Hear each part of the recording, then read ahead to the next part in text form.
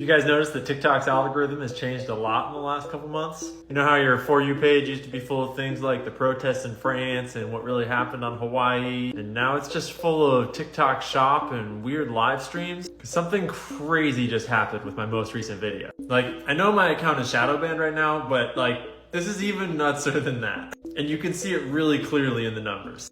My most recent video might be the most important video I've ever made. And normally when you post a video, on average, you tend to get about 1/10 the number of views turn into likes. So a video that has 1,600 views should have about 160 likes. This video had 400 likes. That's a pretty solid ratio. You'd think it would do well.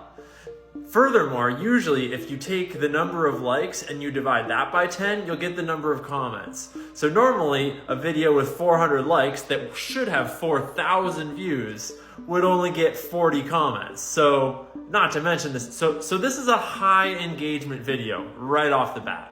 But here's what's fascinating. Here's my TikTok and here's my Instagram side by side. TikTok, I have almost 1 million followers. And on Instagram, I've got 20,000. The difference is huge. What is that, 1/500th the size of the audience? I'm not that smart.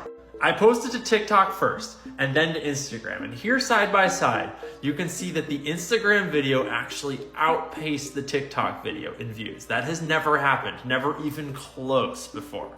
Holy moly. You are definitely not supposed to follow this comment back to the original video where we're talking about things we're not supposed to talk about. And if you think that's a little sus, you could go to the link in my bio and find my other socials to follow me on other platforms like Rumble or Twitter or wherever else that are not censored.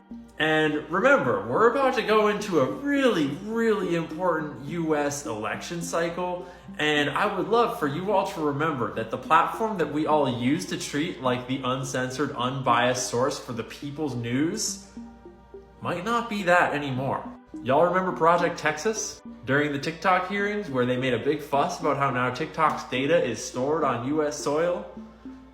Well, I'm not actually going to show the screenshots of the video I did about that. It's now the data for TikTok is owned by a certain company that has ties to a certain 3-letter agency that, yeah, I'm already shadow banned. I don't need another strike. I'm not going to say anymore. Remember, freedom isn't free. Any of y'all that want a narrative that's not the one they pay to make might want to start diversifying into other platforms, because 2024 is going to be fucked up.